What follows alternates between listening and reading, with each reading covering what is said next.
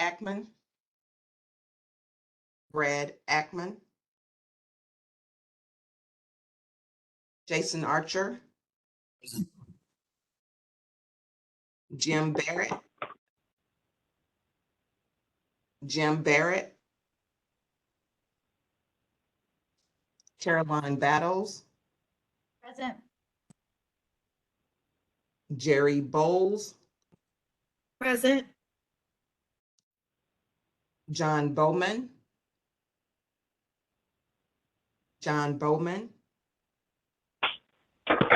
Brian Karp. Present. Phyllis Ellison. Phyllis Ellison. John Gall. John Gall. Mary Grott. Mary Grott. Henry Elliott. Elliott Henry. Elliott Henry. Quintius Henry. Quintius Henry. Linda Huntsman. Present. Jeffrey Mazur. Jeffrey Mazur. Lee Metcalf. Here, thank you. Lydia Mitchell. Present. Gwen Mizell. Gwen Mizell. Mary Moriarty. Mary Moriarty. Can you hear me now? I'm not sure who's Hello? speaking. I can hear That's someone. Mary. I'm here. Oh, Mary. Hi, Mary. Good morning. Yeah, Thank I'm you. on by phone. I didn't get the message till I had already left when you sent out that message yesterday. Okay. I'm sorry for that, but thank you for being here. Rob Morrison. Present. Vanessa Parker Lewis. Vanessa Parker Lewis. Present. Reginald Scott. Reginald Scott.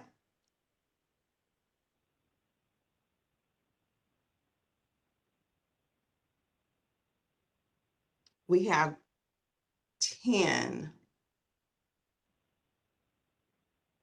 I know that Dr. Gall is trying to join at the moment, and I see, did we call Phyllis Ellison by chance? Yes, we did call her Okay. yesterday. Present now. Thank you. Phyllis, you're here? Yes. Thank you. And there was someone who was a call-in user, but that may have been Mary. I'm not 100% certain, but they seemed to try to say something at the same time that somebody else did. Oh, that was Mary Moriarty, and she's here. Can I see Reginald Scott in the attendees? If he could be upgraded to panelists, please, that would be great. Oh, okay.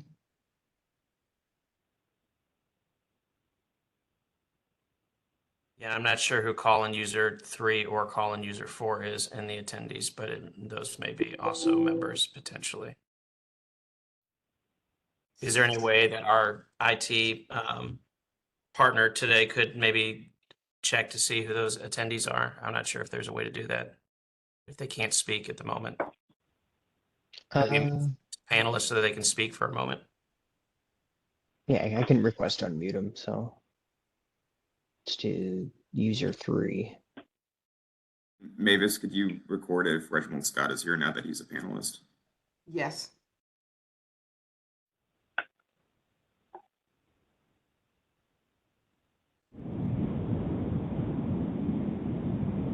Is Jim Barrett here? Okay. Thank you. Good morning, Jim. Jim, are you calling in? I am. Okay, so that's I just got unmuted. all right. Make you a panelist.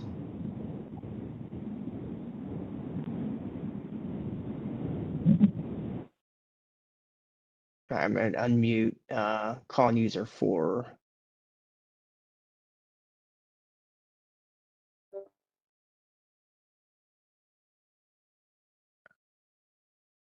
Morning, this is Jackie Parent. Okay, Jackie's a member of our St. Louis County team, so not a Okay. board member. Hi, Jackie. Hi. Can we check call in user 5? So 4 is not a panelist, right? Correct.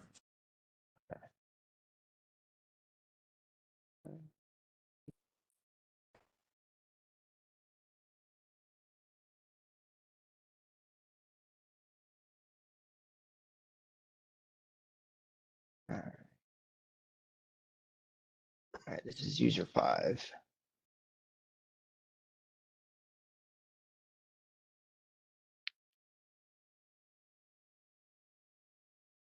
Hi, good morning. There's a call in user. If you could identify yourself. That's call in user 5. Good morning. This is Quentin. It's Henry. Oh, Okay, good morning, Good Mr. morning. Henry. Okay, so he should be moved to a panelist. Okay. He's All right. moved. Did anyone else have problems with the Zoom actually getting on the Zoom with the password? That seems to be the issue that Dr. Gall is facing as well, but there are others that, I've tried like all of them and 3 or 4 times, so I just called in eventually. So, is Dr. Gall represented on call, on He's one not. of those user calls? no, he's not. Not at the Okay. moment. He's still trying to get in though. Right now, we have 14, we have, There seemed to be one invite in the agenda, one invite in the calendar invite. You had to match up the proper panelist password with the proper invite. And it seems the one that is in the calendar, that is the correct one, and it will give you entry. I had to try several times too. Howard's correct. The one in the agenda is probably the attendee link, and the one in your email is the panelist link. So Jason, I do believe they said that there is now a quorum. I know we have a lot on the agenda. If you wanted to consider calling the meeting to order now. Yes, I will. So just to remind everyone that this meeting will be recorded. So when the recording button is hit, I will call it to order.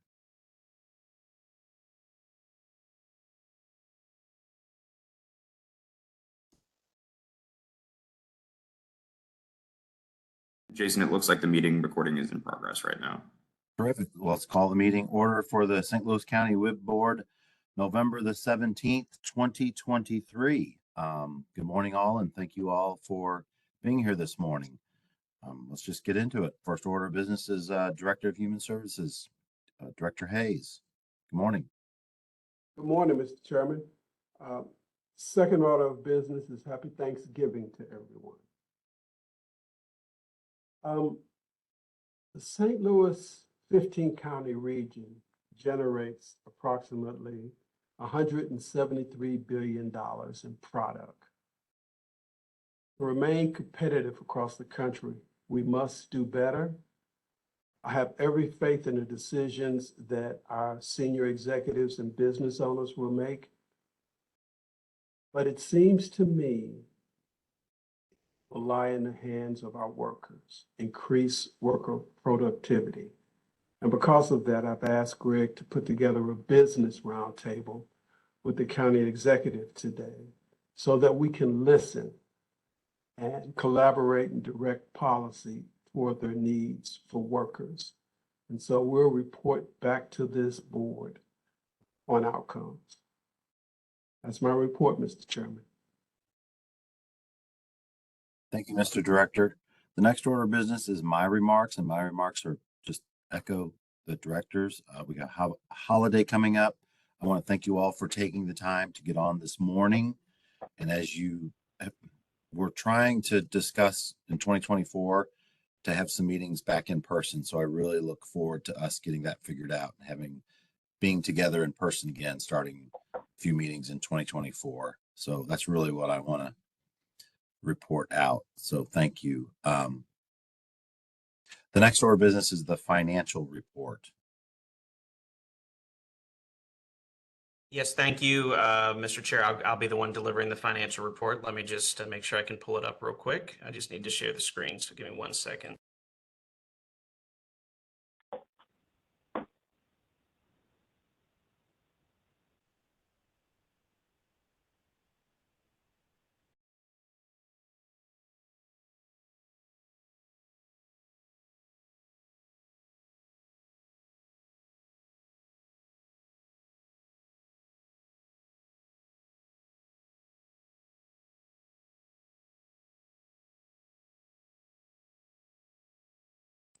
I'm sorry, I'm having trouble sharing screens. So let me table that for one moment, Mr. Chair. If we could move to just giving some updates, and then I think we'll figure out what's going on with the share capability. Okay. So the next piece is you, Mr. Director, and it's program updates.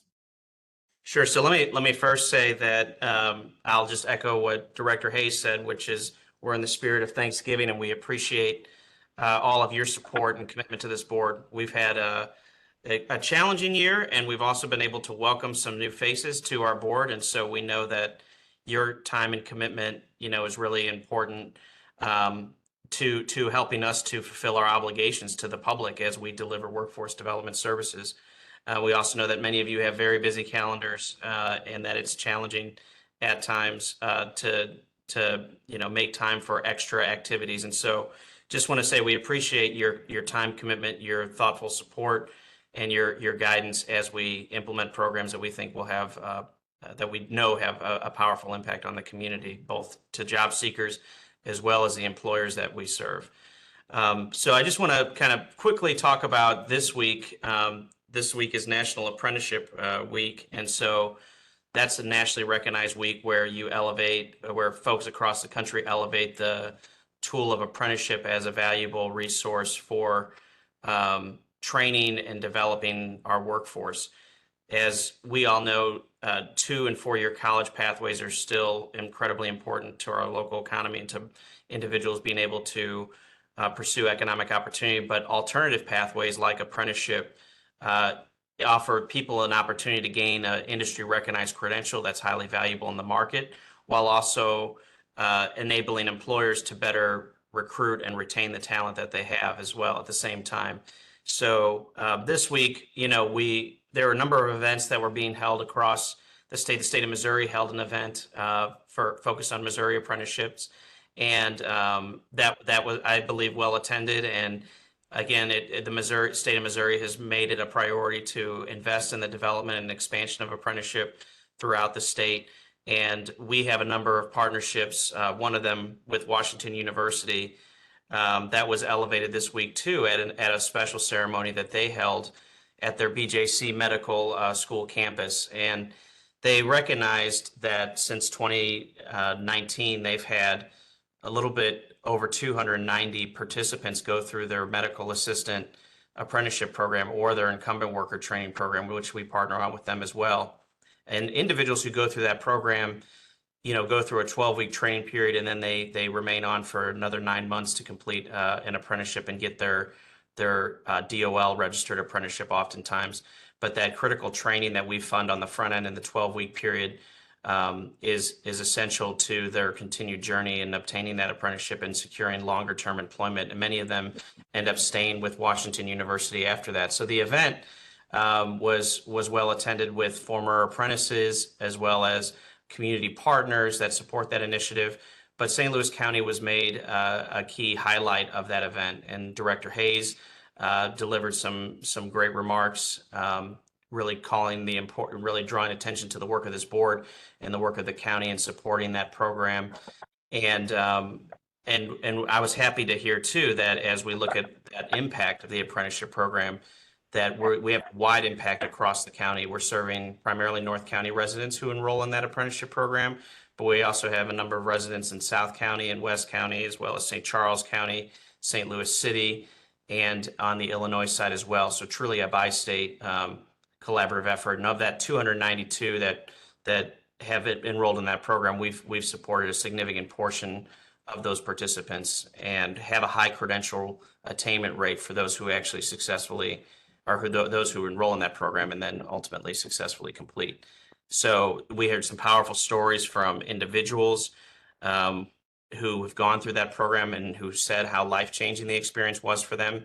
They not only, became a medical assistant, but then after that, a lot of times they moved up in the healthcare field. And so again, apprenticeship is that work and learn opportunity we've talked about before, where individuals not only gain skills, but they're also getting paid while they're learning those skills. And when we look at how we create a more diverse and inclusive economy, enabling more people the opportunity to pursue educational training while also getting a paycheck is really important to support workers and people who may not have the resources maybe to go to school full time. So we're happy for that partnership. We're happy that that was elevated locally and that we received some attention for that. I also want to note that Washington University was also invited to give testimony in front of a congressional committee recently that was talking about apprenticeship and why this country should invest more in apprenticeship expansion. And the county was also referenced in that testimony that was given by April Gladney, who delivered the remarks on behalf of Washington University. So again, a little bit local attention, national spotlight, but it was exciting to see that, that work is really paying dividends, and it's been multiple years that we've been growing that program. But we're excited for new opportunities as well. And I know we've talked in the past too, there's a couple of board members who've been involved in apprenticeship. Recently, Access Point became a DOL registered apprenticeship. I think that that's really in many ways what many people in this community, leaders and workforce, are seen as a critical tool. So we want our board to continue to support the expansion of apprenticeship. But just wanted to draw attention to that because we're having this board meeting during this important nationally recognized week.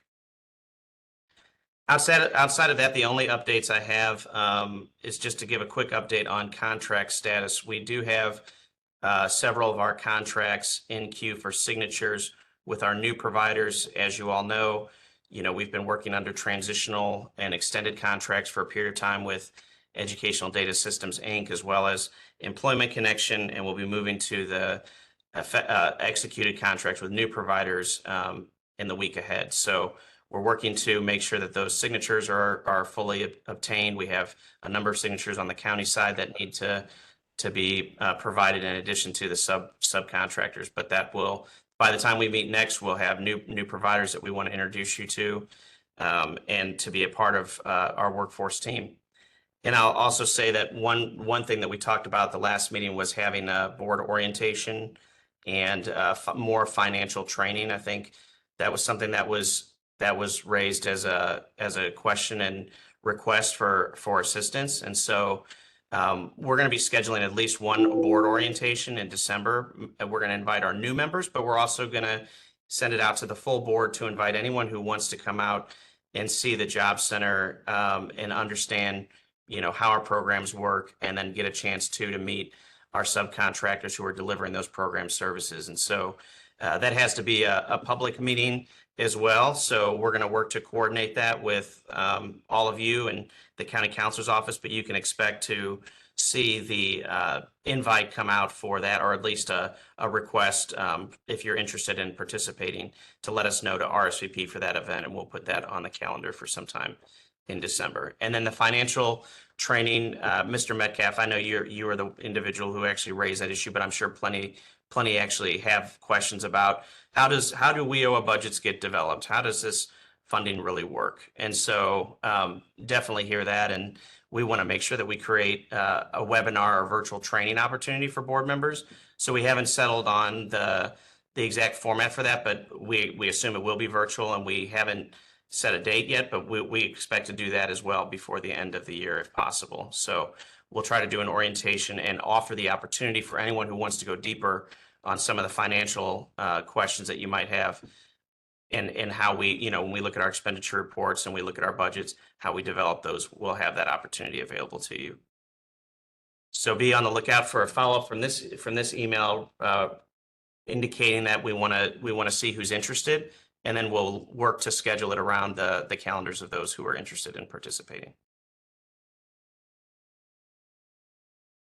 Okay, and then Howard mentioned the RBC meeting today. We're looking forward to that. Dr. Page is very interested in understanding, what the perspective of the business community is on workforce pain points, challenges today, and looking at trends. We think that, partnership with our economic development groups like the St. Louis Economic Development Partnership and the RBC is really helpful to us to make sure that our board is fully employer driven. And so this meeting today is really just a starting point conversation with the RBC. They have an initiative that you might be familiar with called STL Works.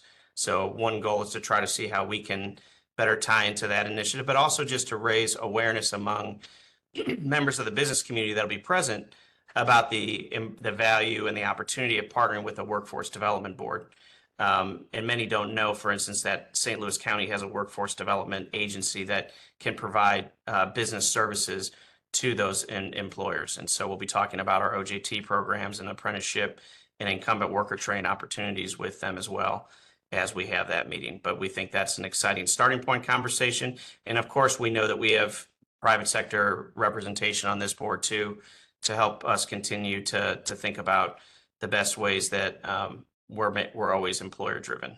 So those are the program updates. And then we have two items that follow that, Mr. Chair. Well, let me see if there's any questions first before we move on.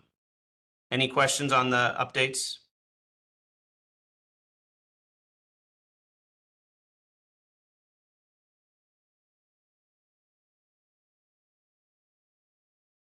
Okay, I don't hear any. So do you want me to proceed to the next items on the Please agenda? continue, Mr. Director. Yes, thank you. Okay.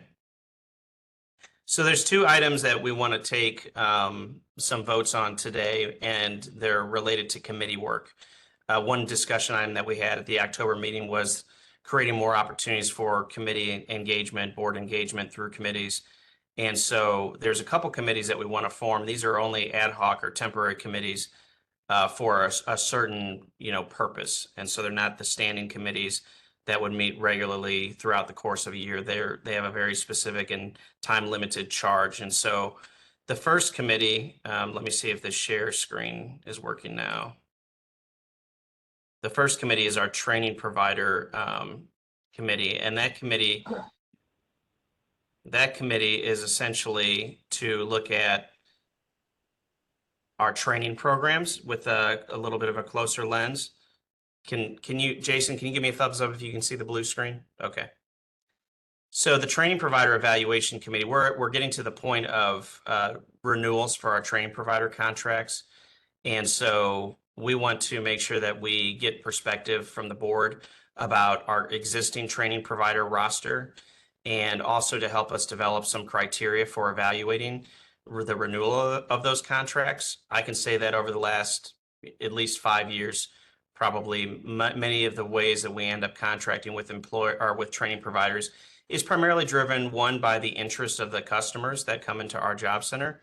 They may come in with a certain program that they want to obtain a credential in, like a CDL license, or pursuing that medical assistant healthcare credential.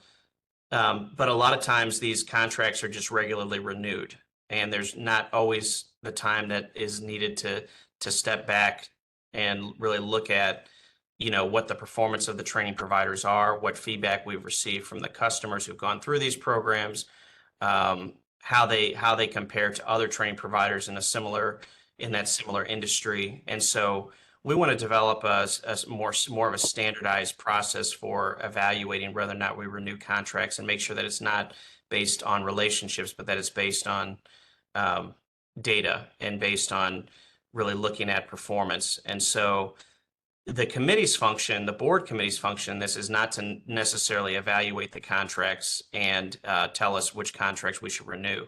The evaluation committee's work is really to provide guidance and support to the board staff that would be doing the evaluation of the contracts and the performance of the training providers. So giving feedback to board staff on tools that might be used to conduct those evaluations. There will be scorecards or evaluation tools that'll be developed, and then we'll look at each contract and look at the data from each contract that are each training provider that we're evaluating, and then present that to the committee for guidance and recommendations. Again, not to renew, but to provide guidance and support on the criteria that we're using to evaluate these providers, and the metrics that we're looking at, especially. And then I think the other important part of this evaluation committee is to also provide some guidance about the overall roster of training providers we actually work with, because there are some gaps in bioscience and advanced manufacturing, for instance, where we don't really have right now any current contracts with providers that could deliver services or training in those areas specifically. So we want to make sure that we're really taking a comprehensive look, especially as we're going into 2024, where we're working on our local plan at our industry clusters and where there's need for training opportunities, because we don't want it to only be driven by the customers that get referred to us. We also want to make sure that we have plenty of options for those who do come into our job center and who want to pursue career, a certain career path, and make sure that we don't just have one training provider for that path, that we have options for them to consider. So we think this is needed. It's a meeting. It's in terms of time commitment, it's not going to be a substantial time commitment. We would expect that the committee might meet no more than 3 times to review materials and offer input and guidance. And those meetings, may go they would likely go no more than an hour. So roughly a 3-hour time commitment altogether for this. And the first meeting would, be just to, kind of assess the landscape, see the training provider list, see what factors we typically look at that are important, give some counsel there, then develop between that meeting and the next, develop some tools to evaluate the providers, and then ultimately to then regroup at the end to kind of share any final recommendations or thoughts that the committee might have with the board staff as they look at the contract renewals. And this is just kind of the start of a broader data-driven approach that the board's going to be taking as we look at not only our training providers, but also our subcontractors, and how we're really looking at labor market needs and adjusting our services to meet those needs. I see Vanessa Parker-Lewis has a question, but I couldn't catch it. If anyone else can in the chat, if she's sent anything in the chat.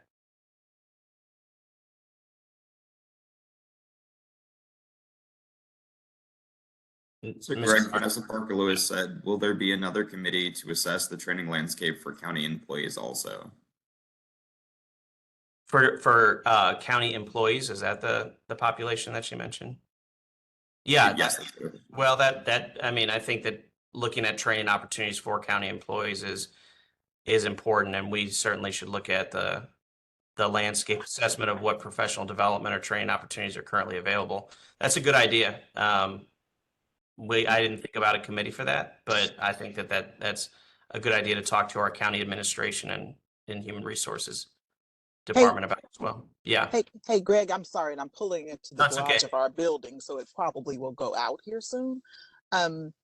However, I know there's often times that, and I have it in our organization too, right? We want to train them instead of training us, because we need training too. So I was more so thinking about a training of us, and not us as a board,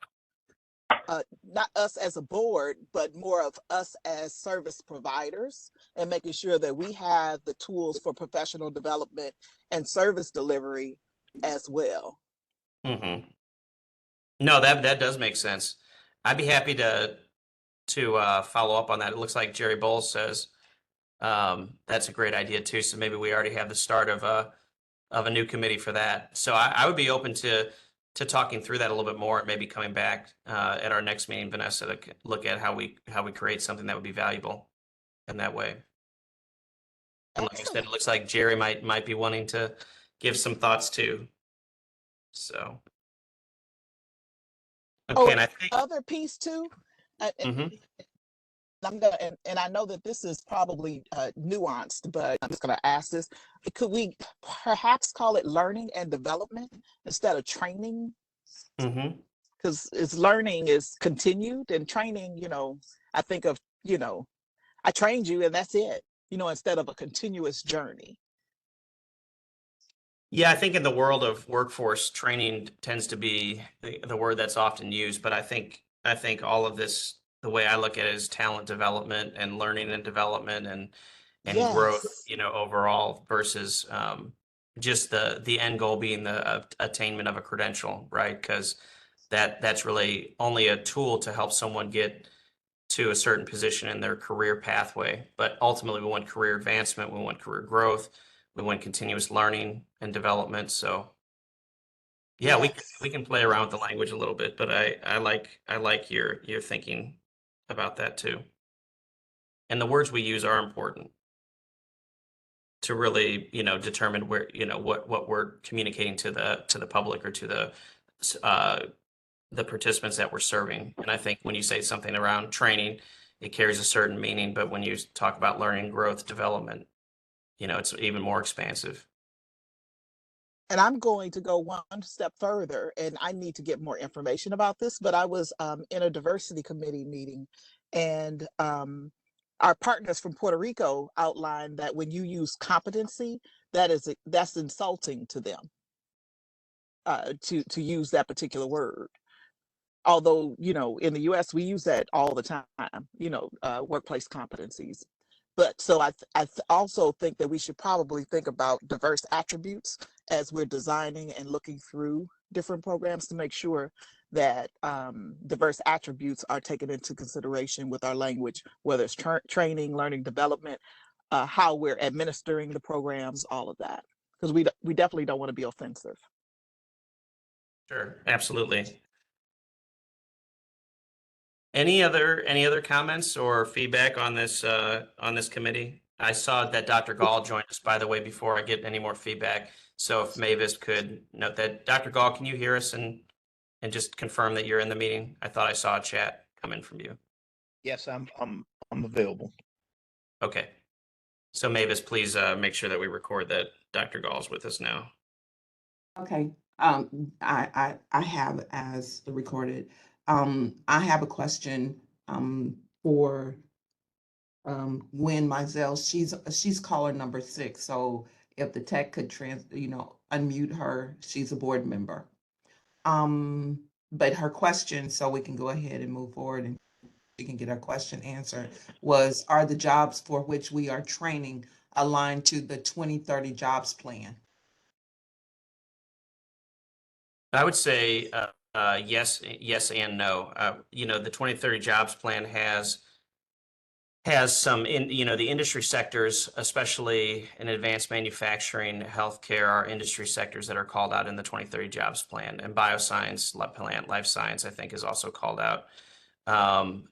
But there are other areas like professional services that we don't really have a lot of experience or history of putting people into training for. So I think as we look at our local plan, again, as we develop our new strategy for sector-based programming that we're responsive to, we want to make sure that we take a look at the 2030 jobs plan, because many folks in the community are looking at that as kind of the regional economic development strategy. So we want to be attuned to and in sync with that plan.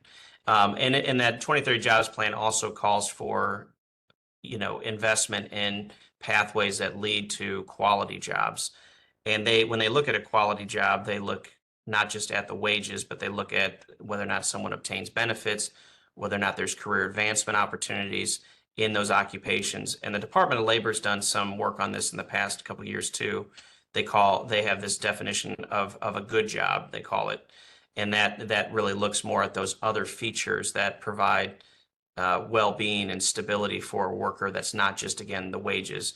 So that being said, I think as we form, which we'll talk about next, our local plan committee, and we talk about the vision and the strategic priorities, we'd want to have a review of some of the research and the thinking around what defines a pathway to a good job in our community, and what occupations are missing from our services that we're currently providing in terms of our training options for people, so that we can get more people into higher wage jobs and not just living wage jobs. So that really should be a factor for consideration. I'd say that we do have programs that are aligned to the 2030 jobs plan in some ways, but there's room to grow and to fill in some gaps that we currently have as well.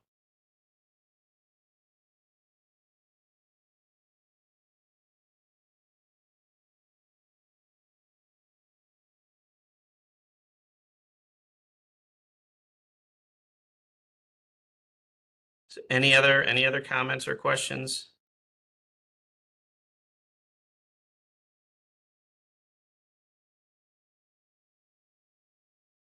Okay, so then what we need to do, well, hopefully everybody supports the idea of this committee. We're going to take a vote to see essentially whether or not you support the idea of this committee. Are there any, let me ask you this first before we take that vote. Are there any concerns with this at all that anyone has to offer? Having a short-term committee formed to do this work? No concerns. Sounds good. Okay. So then we just, I think our bylaws require us, Mac, correct me if I'm wrong, but to have a resolution of the board to form an ad hoc committee. And so I put the language for a resolution in this slide at the bottom. It says the board resolves to create an ad hoc committee called the Training Provider Evaluation Committee to provide guidance to the board in evaluating the renewal of training provider contracts. Is that sufficient for our resolution, Mac? Yes, that would be. And then just to clarify, I think that you'd originally said that this was to see if they approved of the idea of it, but this is actually to create the committee. So it's more of the action of actually creating the Training Provider Evaluation Committee as opposed to whether you're in favor of creating it in the future. It's actually doing the action today. Yes. And then once the committee is created, we'll be seeking, volunteers, anyone who's interested who, as they were listening, thought, I really want to get involved with that. Please let us know. You can reach out to Mavis. Like I said, we'll have a follow-up to this meeting today with some of those other items that I mentioned, but we'll also be requesting volunteers if the board approves the creation of this ad hoc committee. So with that, I will go back to Mr. Archer, if you want to see if we can get a motion in a second, and then take a vote by acclamation on this. Someone make a motion. This is Lee Metcalf. I make a motion to approve the creation of the Training Provider Evaluation Committee. Second, John Bowman. Motion and a second. All those in favor of creating this ad hoc committee signify by saying aye. Aye. Aye. All those opposed?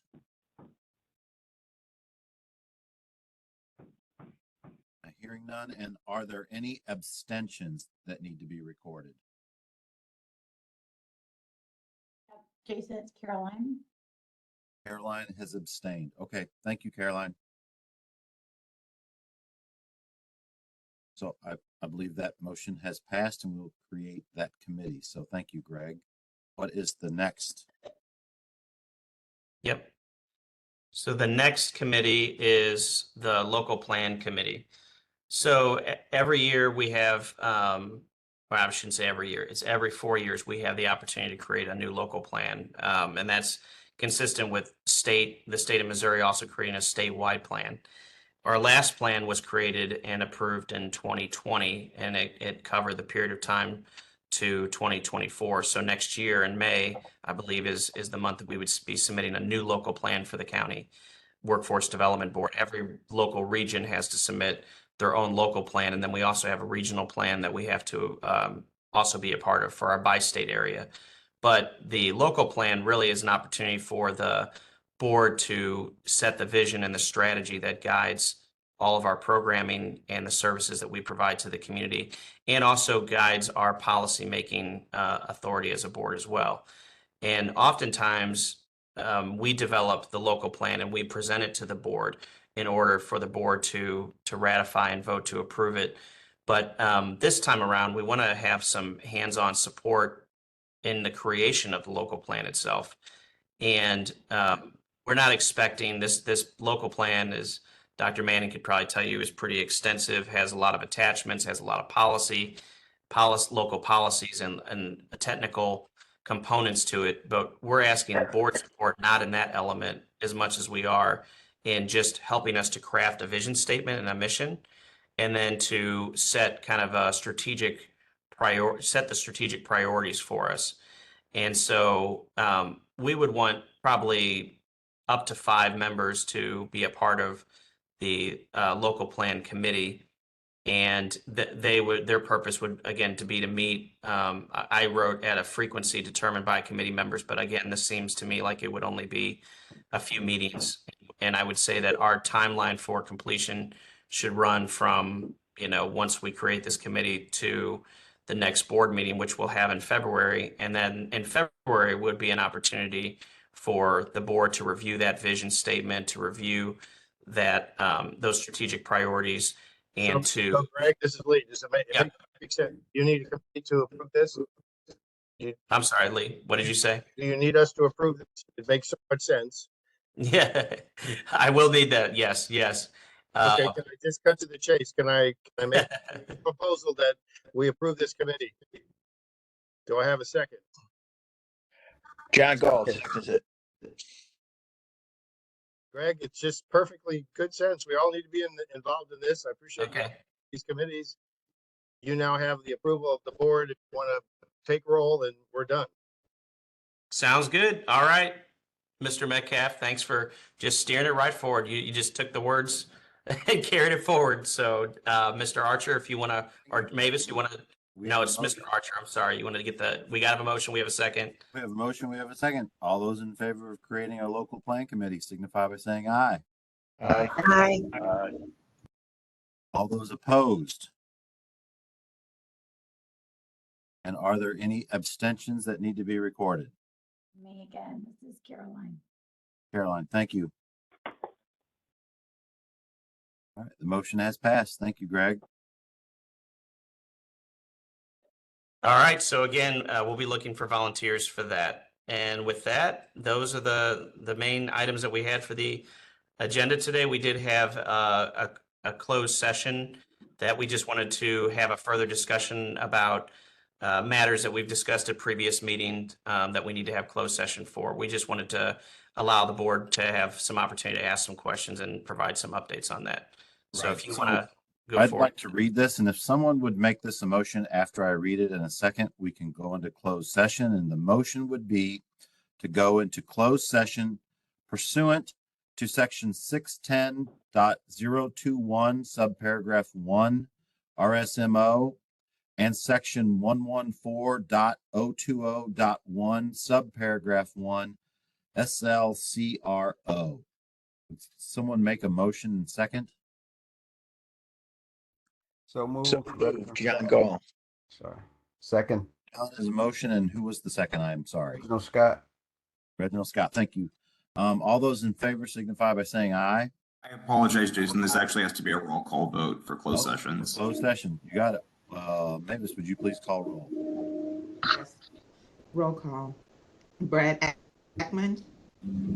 Brad Ackman. Jason Archer. Yes. Jim Barrett. Caroline Battles. Abstain. Jerry Bowles. Abstain. John Bowman. Aye. Brian Carp. Yes. Phyllis Ellison. Yes. John Gall. Mary Grott. Mary Grott. Elliot Henry. Elliot Henry. Quintinus Henry. Yes. Linda Huntsman. Yes. Jeff Mazur. Jeff Mazur. Lee Metcalf. Yes. Lydia Mitchell. Yes. Gwen Mizell. Yes. Gwen Mizell. Yes. Thank you. Mary Moriarty. Yes. Rob Morrison, Yes. Vanessa Parker Lewis, Yes. Reginald Scott. Yes. Hello? We are ready to be moved into session.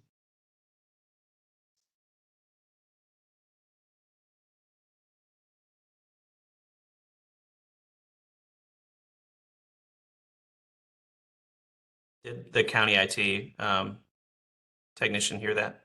Yep, I'm doing it right now. All right. Hang on.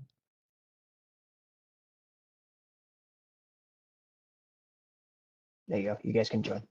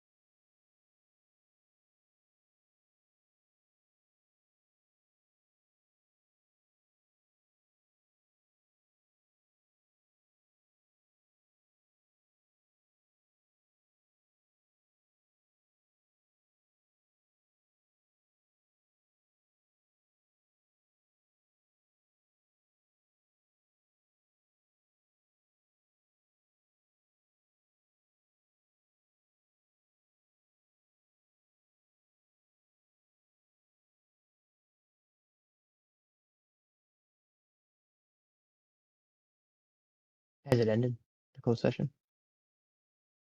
Hope you guys are muted. Yes, can you move everyone back, please?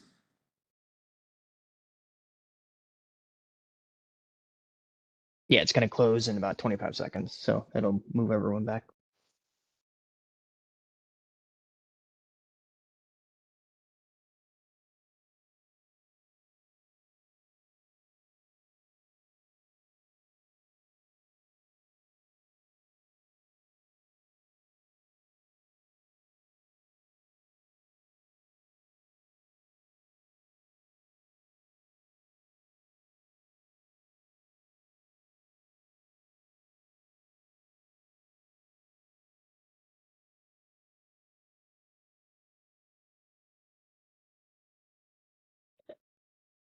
All right, I think we're all back, Mr. Chair, if you're okay with me proceeding through the financial, going back Yeah, to the please, financial. let's back report. up and do the financial report update. Okay. before we-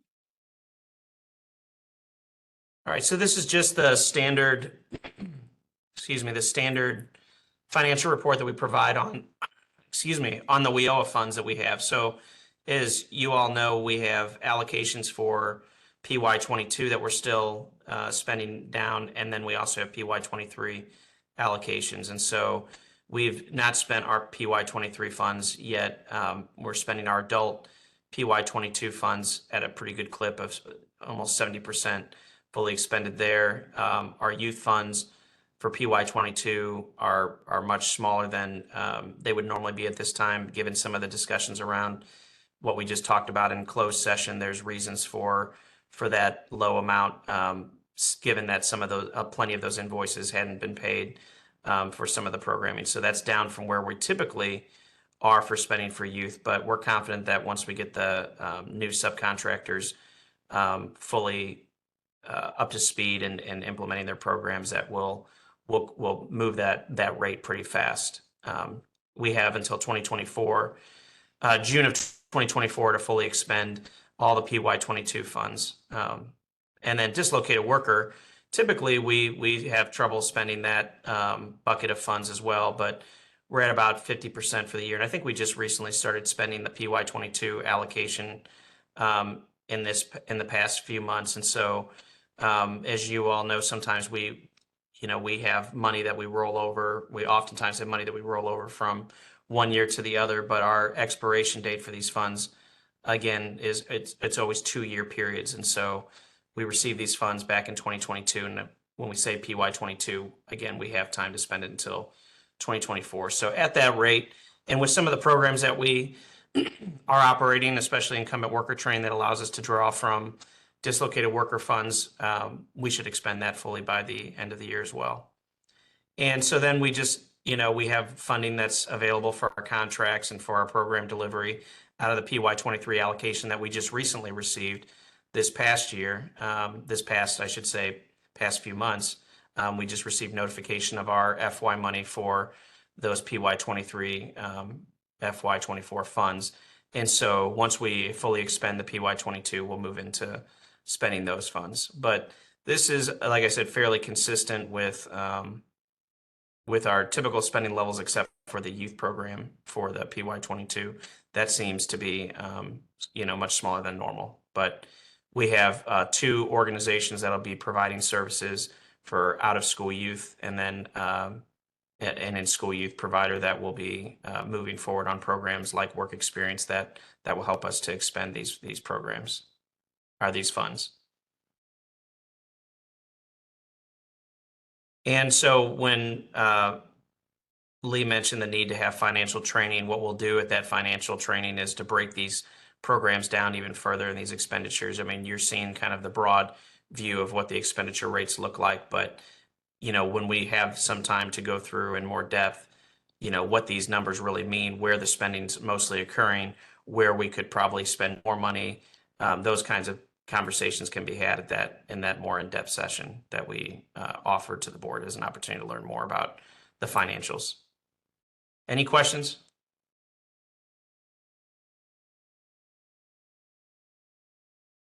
Okay, if not, I'll defer back to Mr. Chair to go ahead and I think that's the last agenda item. So I believe that's the last agenda item. Yes. So If there is no other business to be brought in front of the board, I'd welcome a motion to adjourn.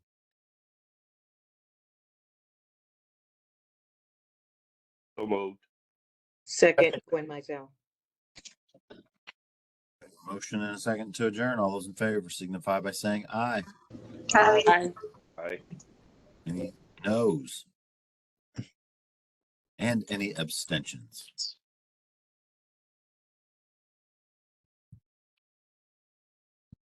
We are adjourned. Thank you all very much for participating and being present today. And we look forward to hearing Greg from the next meeting. Thank you. Thank you, everyone. Holidays. Bye. Right.